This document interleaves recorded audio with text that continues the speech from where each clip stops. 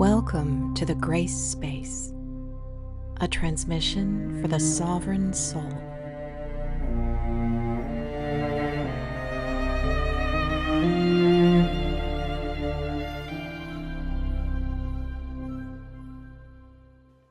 I'd done everything I was supposed to. I studied hard. I became a lawyer. I got married. I had children. And then I lost my hearing. So everything collapsed. And at first, I thought it was very, very unfair. The collapsing of my hearing meant the collapse of my identity. And it made me question everything, my choices, my path. And I think that's what truly puts you on a spiritual path, really. When you start asking, who am I really? Um, so at first I was desperately looking for an external solution. I was convinced someone out there would be able to heal me. And I think that's about the period when we met, maybe a bit later.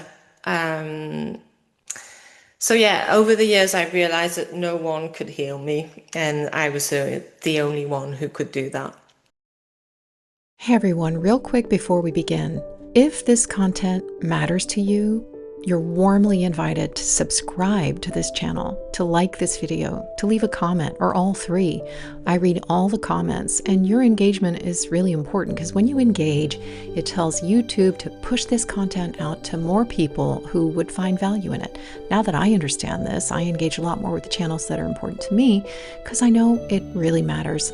Thanks for listening. Here we go. Welcome back to the Grace Space. Today's episode is a journey into the unseen architecture of our lives, our homes, our choices, our power to shape reality. My guest is Claudine Florens of Upflow Feng Shui. She is, you're going to see, a luminous presence who brings a deeply intuitive, creational approach to working with space. Claudine and I first met years ago when she attended one of my retreats. And at the time, she was just beginning her work with Feng Shui after a life-altering shift that redirected her from a career in law to a deeper calling. And you're going to hear the story of what happened there. Since then, she's grown a devoted international following and developed a truly sovereign approach to energy and home and harmony in your space.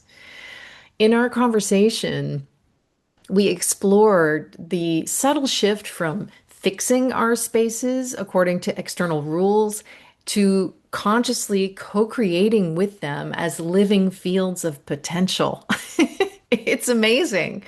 Claudine speaks of tapping into the higher dimensional frequency of a house, of how two people can live in the same space and experience completely different realities based on what level they're accessing, and how our homes reflect our inner landscapes and who we are becoming. We also touched on superstition, sovereignty, what happens when we give away our power to rituals or systems or formulas and forgetting that we are, in fact, the source. So this episode is an invitation to come home in a new way, to remember that your space is not separate from you, but an extension of your own consciousness and being, and a collaborator in your unfolding. Here we go. Claudine, I'm so grateful and happy to have you here. Welcome to the Grace Space. I feel personally connected to your journey because I kind of witnessed it from the beginning of your feng shui journey when you came to one of my retreats in the south of France. That's how we met. And it's been such a joy to watch the evolution of your voice, your mission, your business, your artful way of working with space, to see all of that emerge, and this huge following on Instagram, and like, oh, this is just amazing. And so today I want to explore not just what feng shui is, but who you've become through it, and how your work invites us into a deeper understanding of our relationship with our environment and our multidimensional nature and the multidimensional effect of environment on us. How does that sound? It sounds amazing. Well, let's begin with let's just dive right in with the deeper current. What truth do you feel that you're here to awaken in other people through your work with space and energy? So, to me, Feng Shui is a tool that can help us anchor in physical reality what we're aiming to become. We're aiming for more spirituality, more love, more abundance in every part of life. And to me, feng shui is really a tool to anchor all this in the matter, if you like, in physical reality. I love that So as a that's definition. how I see feng shui. So, let's talk about how this all happened. Because when I met you, you had been a lawyer. Yes. And everyone, Claudine has the most beautiful, charming accent because you have your background is that you're Welsh, but you live in Yes. France, and so you speak perfect French, and but you have a Welsh accent when you speak English, and you live in France, right? Yes. So you were a lawyer, and when I met you, you were transitioning into feng shui. How did that all happen? Yes. So when I had my first child, my first daughter, I was a lawyer. I just started my career really, and I started hearing less and less. I lost 50% of my hearing during my pregnancy, and then when she was born, it continued, and I lost about 80% of my hearing. So now I have hearing aids, which work really well, but that prevented me from continuing my law career because I couldn't hear properly in court because of the general noise in court. So it was kind of an initiation.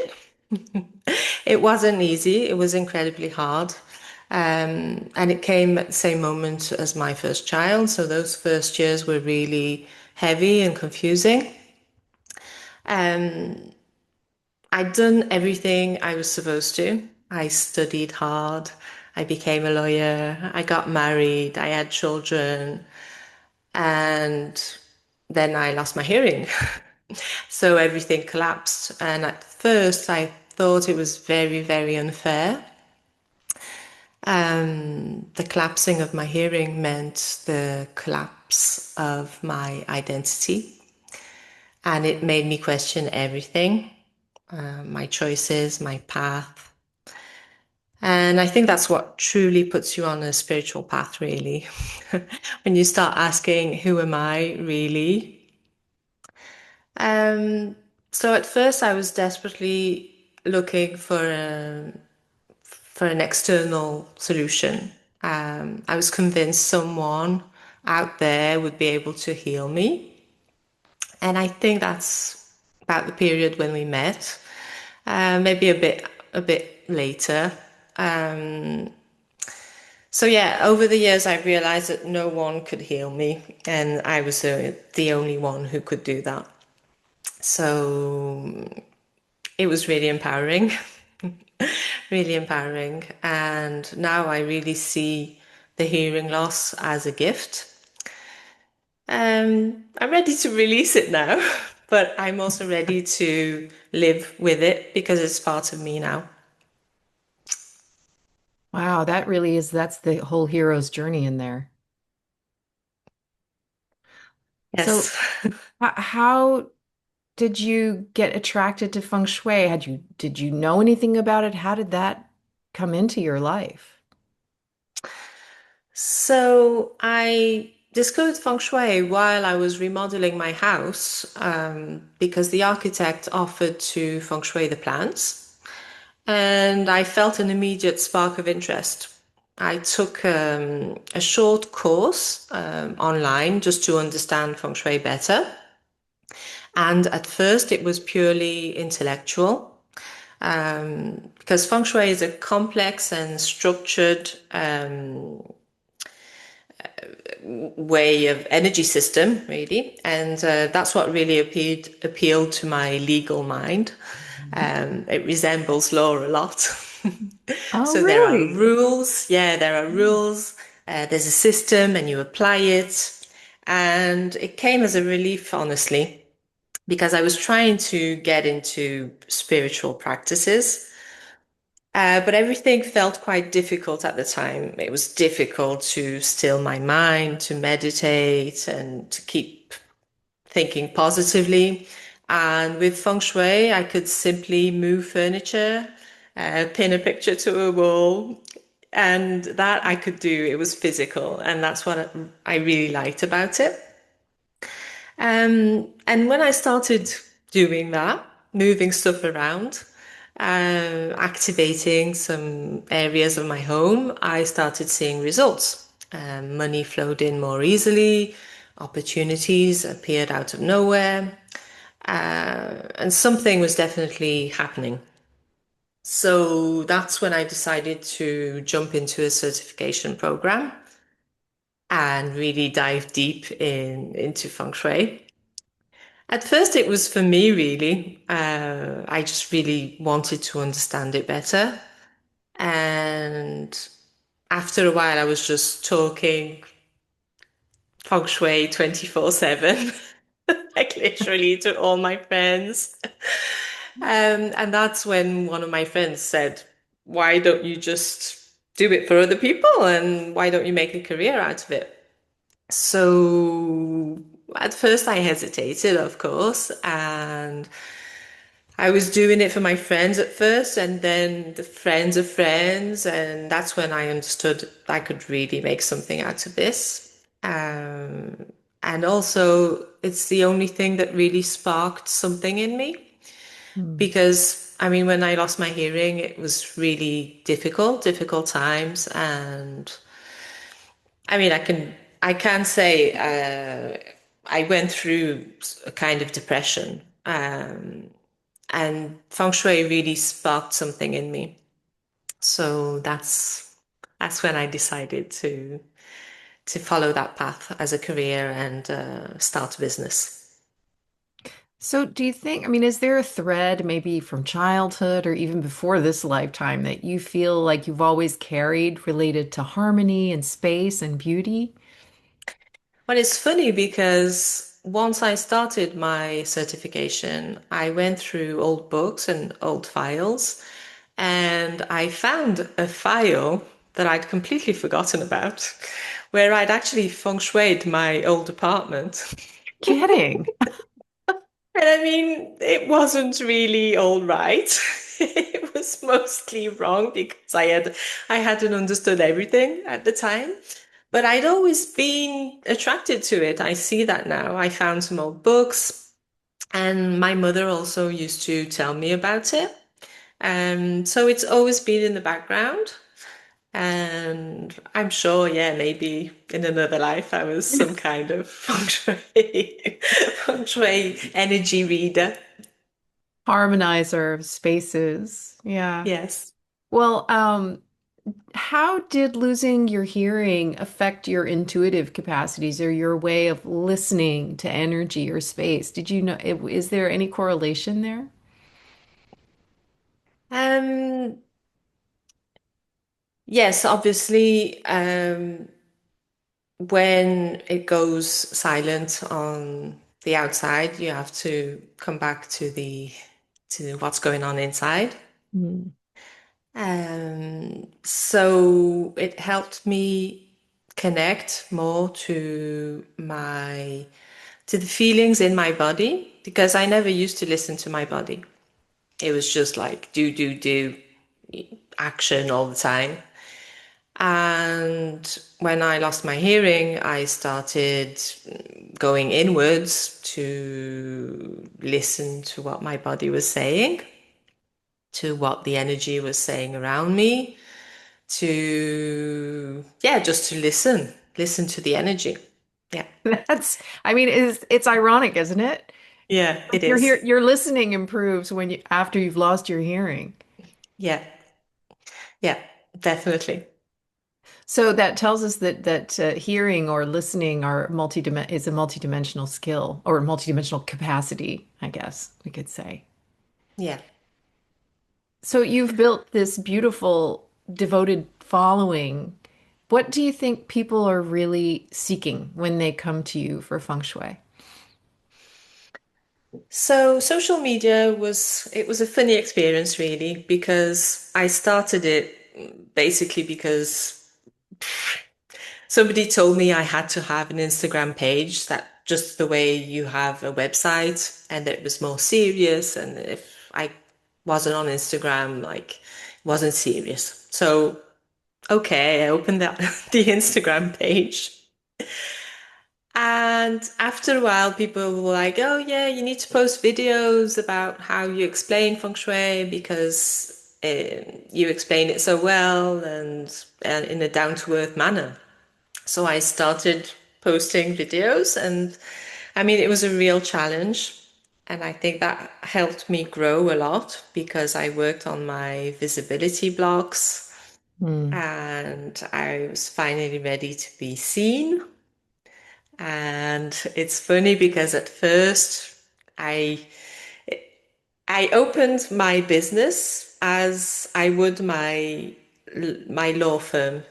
You know, I had to have a proper office and a proper website and proper cards to give away, and everything that was posted on my Instagram had to be super serious. And I was kind of trying to convince people um, that feng shui could help them, basically, as it helped me. I was in this savior mode. Hmm. And I've totally outgrown that identity now. So now I'm really posting more about what I actually believe in, the quantum field and consciousness, and it's broader than feng shui, you know. So Instagram has really helped me find my own identity. And I think that's to come back to your question. That's what people follow. I don't think, I mean, people follow energy. Hmm. So when they follow someone on Instagram, they just stop and watch your video because something pulled them in energetically. So I think the truth and the alignment of what I'm sharing is what makes people stop. And I also think that, like me, feng shui is a practical way. Like it's spiritual, but you can physically understand it. So I think that's what attracts people to feng shui. Hmm. It's really positive to hear you say something about social media that is uplifting like that. You know, I mean, like to hear you say that, you know, having an Instagram channel helped you find yourself and, you know, helped you work out questions with regard to visibility and identity and all of that. Because, I mean, I think just a little sidebar, you know, I mean, I think social media can serve that positive purpose that will help you, you know, hew towards authenticity if that is your intention, and allow yourself to be seen as you are, instead of only having, you know, negative connotations the way that it often does. So, you know, like anything, it's a double-edged sword, and anything can be used for our upliftment and our evolution, or the contrary. So it's great to hear you say that. And but you know, and I've watched many of your videos, and there is something that is, yeah, the authenticity of what you're doing at the core of it. They're also very beautiful and full of really, practical information. I always watch them all the way because I'm like, I want to know, you know. Thank you. Well, and you're in a beautiful environment, you're beautiful. What you're sharing is, you can feel your enthusiasm and your passion for it. But I love what you're saying about how, it's really expanded, like you've gone beyond just the feng shui tips, and even though that stuff is awesome, it's almost like the being a practitioner has brought you into a broader field of who you really are and who you are becoming and remembering what you are remembering, through the art of feng shui. So, what are some of the most common energetic blockages that you see in people's homes, and how do those blockages reflect inner states? Um, well, each home is different, obviously. Most of the time, the first thing I look at is the entrance. I mean, in my videos, I'm always talking about the entrance, the entryway to the door, because in feng shui, it's just so important. It's called the mouth of chi. So it's literally the mouth of energy. It's how you welcome energy into your life. So most of the times, people who come to me don't have a proper entrance, or it's hidden somewhere. It's hidden at the back of the building. There's no light. It's small. So basically, they're cutting themselves off from energy right from the start, if you like, right from the entrance. So that's the first thing I address as a feng Do shui you, consultant. that's fascinating. So, do you think that that is a reflection of our ability or inability to receive energy, to allow good things into our lives? Is it a reflection of self-worth on some deep down level? Yes, because feng shui is really a tool, again, for aligning the outer world to the inner world and vice versa. Um, so if we do a lot in spiritual and personal growth, in the spiritual growth sphere, we meditate, we journal, we identify patterns we want to release, we clarify what we want to call in. But sometimes it's really hard to let them in and to hold them, to anchor those intentions in daily life. So you'll have a powerful meditation one day or during a retreat, and then the next day, real life happens, work, kids, stress, other people's energy, and it fades, the intention fades. So for me, feng shui is a bridge. It's a tool that helps you pull your inner work into the physical realm so that Mm. it doesn't just stay in your journal. It doesn't stay floating somewhere in the quantum field as a possible timeline, whatever you want to call it. When you shift your home, you create a physical anchor for the frequency you're trying to stabilize. So your environment becomes a reminder of the direction you want to grow towards.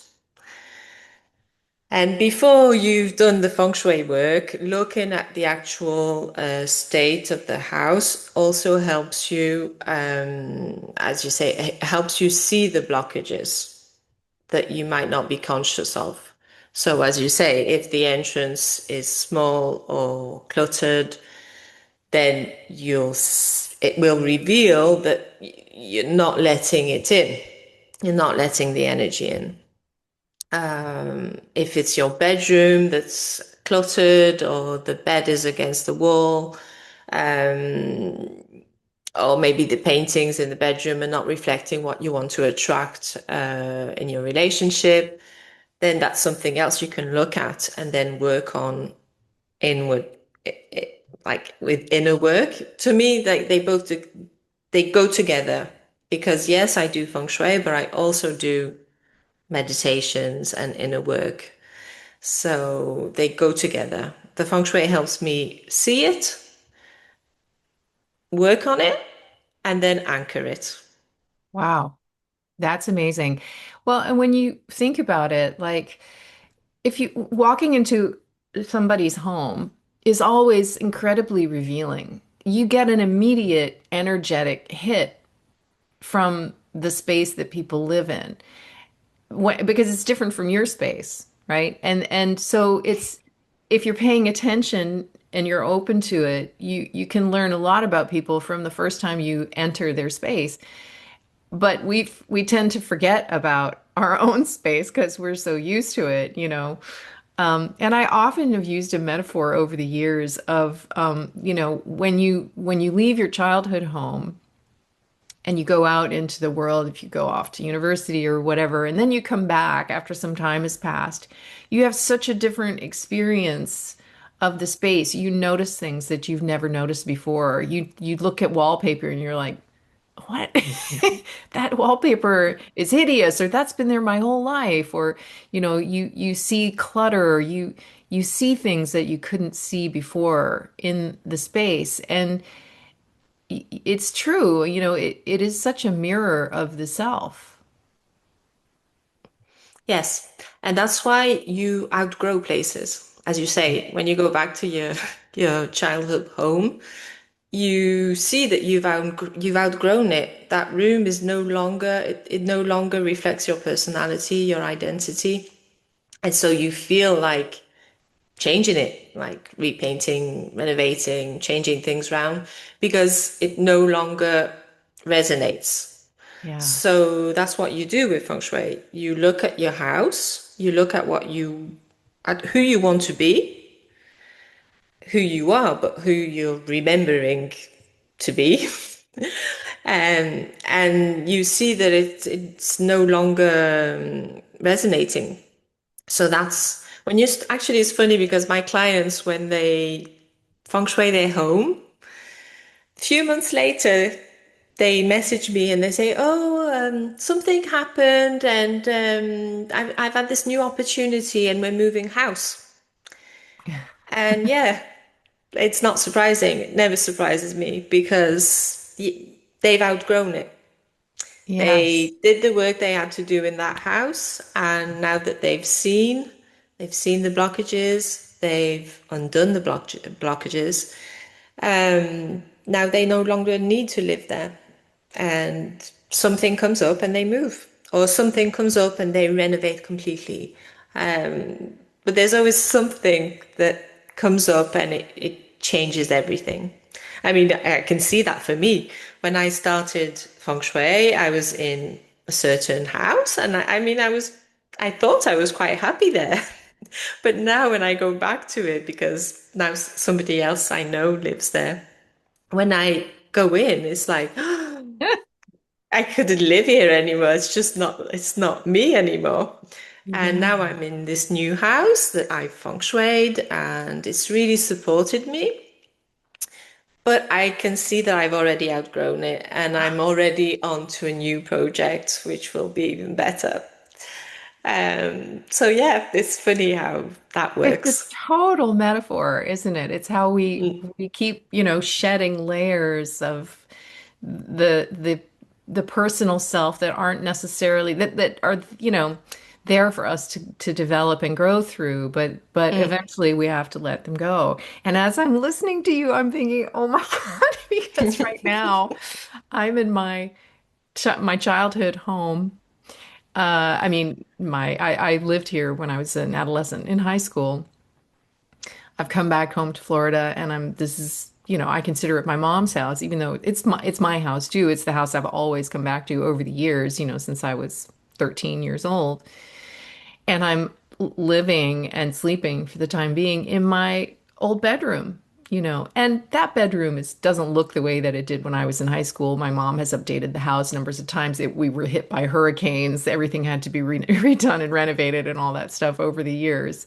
So there have been changes, but I'm definitely aware. I'm like, I'm gonna have to do something about this. I'm gonna have to do something about that, you know. I didn't choose this art, what is, ooh, this that's old now. That needs to move, And so I'm super aware of the energetics of the space and like, okay, well, what does this represent in my life? Because um, as I'll just, share with the listeners and the audience that a couple years ago, you helped me out of the kindness of your heart. And I think you were launching things too, and you were looking for projects, and you kindly offered to work on my house in France. And, that was a big space, it was a big house, and there was big land, there was, big energy.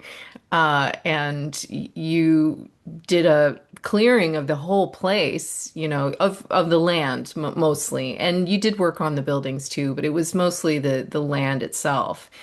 And and shortly thereafter, you know, the proverbial doo-doo hit the fan. And and I'm sure that the work that you did on the space helped me come into alignment with what I knew that I needed to deal with and face. And then, the wheels started turning and my whole life changed. And I left that house eventually after, a hiccup, which you and I talked about. And, you did some more clearing. And within that year, the house finally sold to the people who own it now. And they've done wonderful things with it. I've been back there. I've been back there with my husband, even though we separated and reimagined our relationship. We were able to come back into that space and see all of these changes that we had dreamed about together, see them actually done, but not by us, by the next people. So I'm just like taking in the scope of, how your work influenced my life and my evolution. Can we go back and talk about some of the things, if you remember, I could probably refresh your memory too, but like some of the things that you worked on our property, like with my relationship to the land, the karmic lines, the vortexes, all of that stuff that people might not know about. Yes, we can go back into that. However, I've also evolved in my practice because, yes, I met you when I was deeply into karmic lines and negative vortexes and the memory of the land. Mm, But I was still in fixing mode. So I would clear, and people would definitely feel the benefits. But it was quite heavy work for me energetically mm, because I was tuning into vibrations that were so much lower than my own vibration. And you do dive deep into, you can say, negative vibration, let's say low vibrations. And so I used to believe the only way to work with a house and the land was to fix everything that happened. So clear the memories, bring light, etc. So clear, cure, neutralize, remove, repair the bad energy. So my whole focus was on solving what was wrong with the space. So I was really focusing on the wrong because mm, that's what I was used to. I mean, I'm a lawyer, so I fix problems, I find solutions to problems and I fix the problems. So over time, my understanding shifted completely because now I see that a home doesn't need to be fixed for us to actually thrive in it. Because I no longer see us as victims of lower vibrations. I see now that we can choose the frequency we tune into. Um, so two people can live in the same home and have completely different experiences simply because they're not resonating with the same layer of the field. Do you see? Interesting. Wow. That's so So powerful. at the time, it helped you because I was tuning in to probably what you were feeling from the field, from the space, from the land, and I was tuning into something that you needed to acknowledge and see and release. And that's why it helped you. Do Mm, you understand?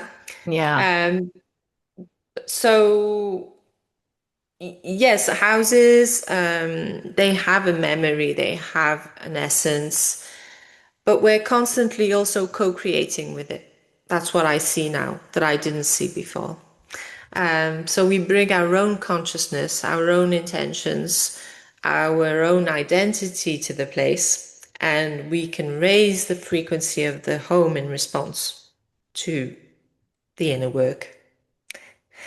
So now the lower layers have become some kind of irrelevant because I don't match them anymore, and that's how I try to work with my clients now. Do you see what I Yeah. mean? Yeah, absolutely. Yeah. Well, I Um, mean, I love what you said about, now you're working at a creational level, co-creational level with the environment yes. instead of trying to cure the environment. And yeah, that is a whole different paradigm. Exactly. And I feel so much better for it. And the work has become so much lighter for me also. Um, yeah, it's just a beautiful way of practicing feng shui. Not to be in fixing mode all the time, but really be in the co-creation all the time. Well, because there's a rightness to where we are and where we've chosen to be. There's always a reason, I mean, there's no mistake in the universe. And so there must be then a way of working with every situation. Again, not to be in fixing mode. I don't mean a solution, but a way to uplift and harmonize wherever we are. And a lot of that has to do with our own energy field and what we're bringing and our thoughts and everything. And then, as you say, I love what you said about anchoring in the material. The actual practice of feng shui helps us to anchor those intentions in the material. But is it true then that there's always a way to work with whatever environment we're in?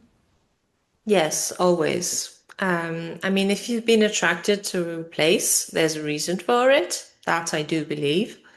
Um, but I don't believe you've been attracted there because you need fixing or because the house needs fixing. You know what I mean? Yeah, yeah, yeah. Um, so sorry, what was your question again? Well, I mean, that there's always a way. There's Yeah, always there's a always a way to way. There's work always a with. way because there's always a way to shift your own frequency. So that's what I'm working on now. When I teach feng shui, I create these meditations, these audios, they're kind of frequency, not clearings, but frequency elevators. I don't know if you say that in English. Yeah. Um, because to me, the way I see the quantum field, um, the same place exists in an infinity of potentialities. Is that how you Yeah. say it in Yeah. English? Yeah. Potentialities. Yeah. Yeah. Yeah. So, what I want is to help people tap into the higher potentials of their home. You see? Mm. Because one house is physically there, but what you live in it and the energy in it can be from very low to very high, just depending on what you decide to tune in and what you decide to create in this house. Yeah. So, Wow. I often talk about taking a lift. It's like in the meditation, you enter the lift and you go just to a higher version of the same house. And when you come out of the lift, the energy is higher because you've just tuned into a higher version of your house. So that's how I see the energy work in the house now. Interesting. It's yeah, it's not let's clean at the base floor. No, it's let's go up to the higher floor where it's already R- clean. Right, right. So we're right in the multidimensionality. So when you're talking about the quantum level of things, are we, I know we're using different language, but that's how I see it, is right. There's a version of the house that exists in a higher dimension, um, Hmm. because of the fractal nature of us and our universe and everything. And so we can tune into different potentials, Yes. different energetic spaces in which that house exists. And we can dwell in, if you're living with somebody else, you can be dwelling in one region, one dimensional space of the house, and another person can be dwelling in another, depending on the different people's focus, which speaks to how much power we have to co-create with our environment. And actually, we're doing it all the time, but most people just don't realize that they are in a co-creative relationship with the space, with with the dimensions. They're choosing their frequency, but most people are choosing it unconsciously. And so this is Hmm. yet another tool that can help bring us back to a more awareness of the power that we have to generate our experience, and that we are actually generating it all the time. It's just the only question is, are you generating one that that is uplifting and, in accordance with the true you, the true nature of you, or is it, a reflection of unresolved aspects, wounds, and resistances? Hmm. Uh, Yes. Yes, and that's why. So, if you like, when I'm in a hotel room or when I go to people's houses, um, just a quick visualization and choosing the frequency I want to experience in that place is enough to have a good experience in the actual place and not be affected by lower energies. On the long term, that's what feng shui is for, if you like.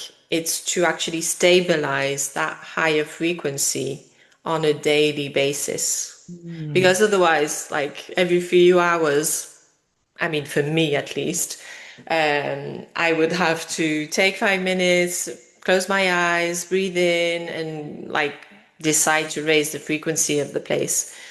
When you actually move the furniture or install it in a special way and put special paintings and crystals or whatever, it helps you anchor in that energy so that you don't have to meditate 24/7 to hold the frequency.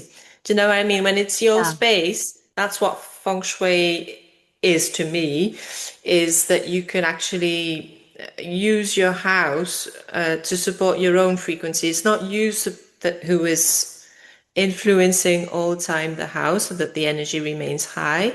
It's also the house that helps you maintain a higher level of frequency. Right, So right. So we're co-creation. actually, and we're working with, I mean, because, this is interesting. We're actually, we're talking about raising the frequency. We're elevating the space into like 5D space, right? Because Exactly. then we're working, because in 3D we're working with things like entropy and gravity and things that, the tendency to pull things down, which is not, I'm not judging it. I'm just saying that's what we're dealing with, Hmm. right? And entropy being the tendency for things to disintegrate and fall apart, right?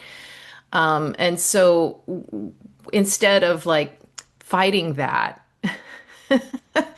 you create circumstances where the energy is going to flow uh, differently, flow more like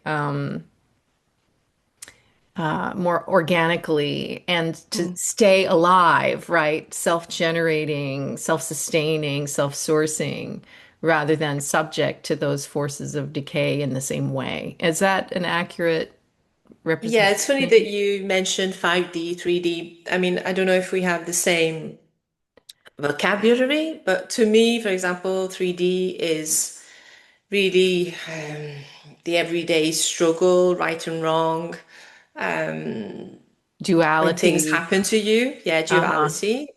And then when you go into 4D, you get tools such as feng shui and other kind of tools that slowly take you to 5D. And I've struggled with this notion a lot, and I finally understood because I kept thinking, but if feng shui is a 4D tool, I don't want to do feng shui anymore because I want to be in 5D and I want to live in 5D all the time. And I think that when you're in 5D all the time, when you actually choose a house, you choose a good feng shui house. Mhm. It's just automatically drawn to you. So where does feng shui stand in that? To me, feng shui is really a bridge. It's the bridge between the 3D and the 5D, and it helps you sustain this 5D energy on a daily basis.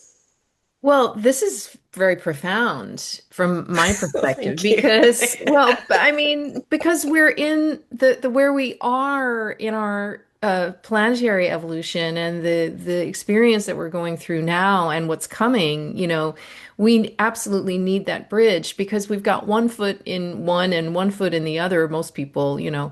And so what's your vision for how we live going forward? Or, how do you see the role of intentional design or energetic harmony in building the in because I don't want to say that we're doing it because it's happening, but we are the creators of it. So what does this have to do with the new world, the new earth, the 5D consciousness, the crystalline space that we're moving into? Yes, so that's exactly the question I've been asking myself for a few months now. And I'm really moving into a new expression of feng shui. So, as I said, for a long time I was focused on the technical rules, the fixing of a space. Um, but I think feng shui is really about consciousness. So it's about who you're becoming. And so the feng shui is really what can you implement in your home that sustains this new identity, that brings you joy.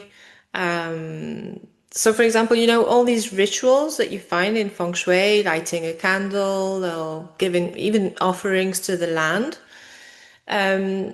I still like that because it's fun to me. I like doing these rituals. They make me feel good. Uh, but I no longer do them because I'm afraid that if I don't do them, something's going to happen. I don't do them to fix anymore.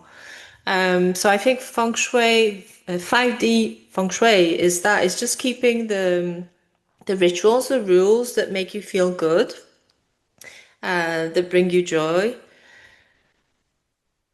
and not just wanting to fix all the time. Just use it to anchor the high frequency, set your intentions, hold your intentions. I mean, I like to activate objects in my home with a specific intention.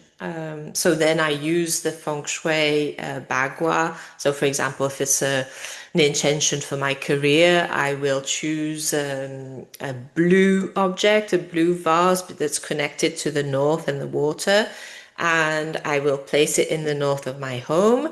But I will take 3 to 4 minutes to actually set my intention in the field of that object, of that physical object, so that it carries that intention for me 24/7 for my house, in my house. So there are all kinds of objects in my home that are carrying what I've activated and programmed them for in my home, in the physical field around me. And so they're constantly feeding me the information that I've programmed them with. Do you see what I mean? Yes, absolutely, I do. They And they I've help had me remember who I am all the time. Yeah. Well, let's expand on that because I think what you're expressing here is a fundamental shift that is happening for all of us now. And and it's transitioning from giving our power to the outside and the outside world, objects, rituals that are actually empty, devoid of power. Because so like if we become slavish to certain rituals like lighting a candle or having to do things a certain way because feng shui says so, we've actually just given our power away again to something outside of ourselves, and we haven't understood the truth, which is what feng shui has been pointing you toward, and your practice has been pointing you toward, which is actually all of the power is within ourselves. And if it pleases you to do a ritual, if you do it with consciousness, then it has power and it has meaning, but not because the ritual itself has power and meaning, but because you have power. You imbue things with meaning. And so if we lose sight of that, then we fall into empty practices and superstition and the fear that, oh, if I don't do this, bad things are going to happen, Nix, that's not where we're going. Where we're No. going is the remembering of, well, I'm the creator, right? So when I imbue something with power, significance, I do. I mean, that's what happens, right? And yes, there are rules, as you say. I mean, there are Hmm. truths in the universe, there's an organic weft to creation that we can come into harmony with, and that will Hmm. make things flow, upflow, right? Yes. Upflow feng shui. But nothing is more powerful ultimately than our own creative power and the conscious use of that power. So, what we can experience with feng shui, if I'm understanding you and feeling this, it is the anchoring, to use the word that you've used a number of times, a really powerful word for this, the anchoring of our almost like touchstones of memory that that ideally point us back to ourselves and bring us back into the remembrance of our own power as creators. And that's exactly it. Yes, that's why I was really excited about this conversation with you today. Um, because yes, it totally reflects the journey I've been on to understand how I wanted to express the feng shui that was in me, if you like.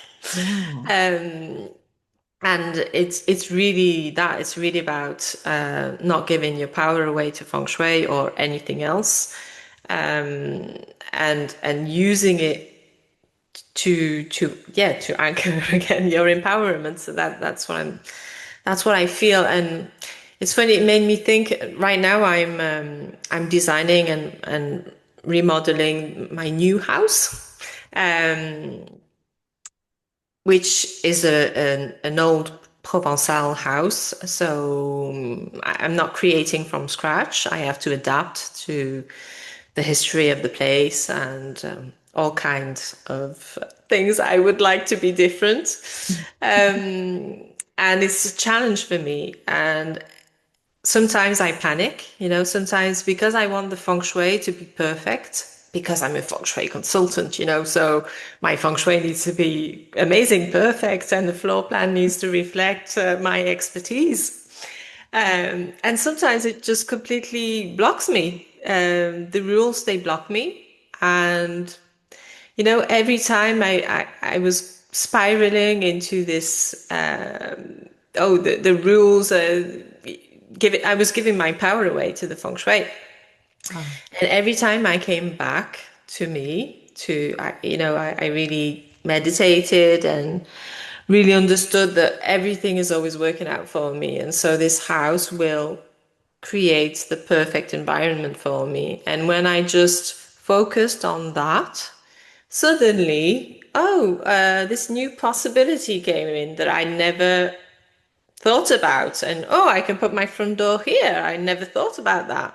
And when I came back to my power, suddenly, new possibilities arise, and now the feng shui is perfect, and so it's really funny. Yeah, it's That's strange. amazing. It's Yeah, it like is. water that finds a way through, right? Yeah, so Mm-hmm. when you were feeling like, oh, kind of bound by the rules of feng Yes. shui and giving your power away, you couldn't see the possibilities. And when Mm-hmm. you stopped doing that and remembered, okay, no, no, it's all in me, it's all in me, then the water found a way through, and then you discovered where to put the front door, and you were able to, and all of that. So everything always is working out for our highest good if we'll let it. Yes. If you let it, exactly. So I mean, in my teachings, I'm really implementing a lot of meditations to come back to that, to see more clearly, come back to your power, and the feng shui rule will follow. Everything is about sovereignty. It is. It is. That's another reason. That's why I wanted to have this conversation too, right? Because it's fascinating when you speak with people from different domains, who different ways of working with energy, different talents and gifts and all of that. But it always comes down to the same simple truths, which is we're it. I just want to touch back on one thing that you said about objects, like endowing objects, programming them. You know, I, I think this is an idea for maybe a new idea to a lot of people, that you could program an object, right? And I mean, people are starting to come around to the idea that we can program water, right? And actually water is the material expression of consciousness. But when you explain to a client that they can program an object, how do you explain that? How do you help them understand the themselves in as conscious creators and their how do you take them beyond the woo woo? Well, it comes down to quantum physics, really, that everything is energy. So it's not woo-woo at all, really, when you go about that way. I mean, I love quantum physics because the more I dive into quantum physics, the more it explains everything, consciousness and everything I'm witnessing can be proved by quantum physics. So if everything is energy vibrating at a certain frequency, then the object that seems material is just vibrating energy. And so if everything is energy, then you can program an object, the energy of the objects. So that's how I explain it. And usually people understand it quite well like that. And if they don't speak energy, I also simply explain in neuroscience, when you I'm searching for the word assimilate, when you link an intention to a certain object or picture, then every time your brain sees that picture or that object as you're going about your day, it creates a new neural pathway. It remembers that that's what you want to create in your life. And so your brain is a machine that's made to find solutions. So, it's like when you want to buy a new car, you start seeing it everywhere. Mhm. And it's not because there's more of those cars, it's just that your brain is now focused on that car. And it's the same with feng shui. So if I mean, you can use a vision board, but it doesn't have to be a vision board. But if you associate an intention with something you see every day, then your brain sees it every day, is reminded that it needs to find a solution to get there. And so it works in order to get there. So that's how I explain it. That's a great And way of and, and, explaining and it. one goes with the other. They don't they Yeah, work they're together. Yeah, exactly. Well, and if you think about it, we create associations with objects that are creative all the time, but very often there are negative associations. People feel pain associated with certain objects because so and so gave me that and then broke up with me, or and so every time you see that thing, you're reminded of the breakup, and it's making a neural pathway of pain, right? Uh, and so that object now has the power to hurt you, right? So this is happening all of the time anyway, but we don't realize that we can invert that, and that we're the ones who are creating that association in the first place to somebody else. Is just an object. It doesn't have the same meaning, right? Exactly. So, we do build those bridges neurologically all of the time. And as you say, the neuronal material part is just the physical expression, the tangible expression of what's happening on an energetic level. So, I guess this leads me to my final question. If there's one shift that you would love listeners to make after hearing this conversation, something simple, what would it be? So something really simple is making space. I mean, I'm not talking about decluttering your whole house, but if you have something you really want to happen, a project, you need to make space for it. In energetically, you need to create the energetic container to actually contain it.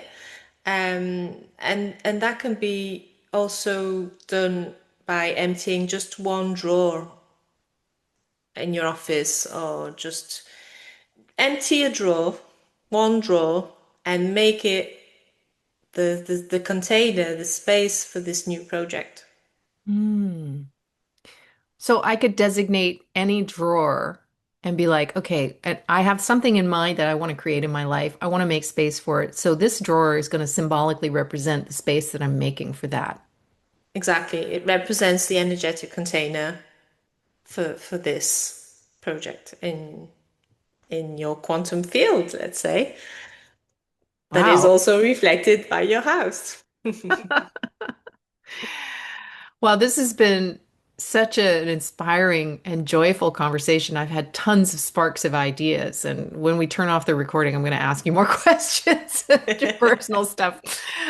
But I want to thank you for the depth and the grace that you are bringing, not just to the spaces that you touch, but to this conversation and to the grace space. I mean, this is like, for me, the essence of why I created this podcast in the first place. It is a space for this kind of depth. And I'm so just really moved by what I can see has happened to you, in the time that I've known you, the wisdom, the depth, the evolution, your work with Feng Shui has just like brought out so much of the real you, and it's like continually in evolution. I'm excited to see where you're going with all of this.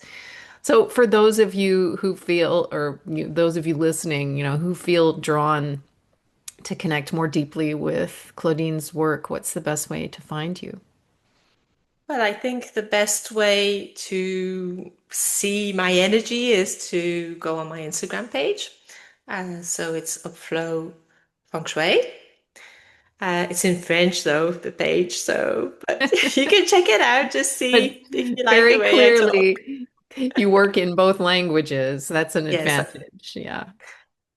And then they can just connect with me by sending me a DM.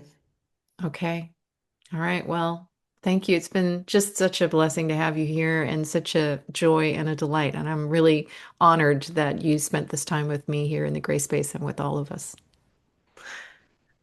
Thank you, Claire.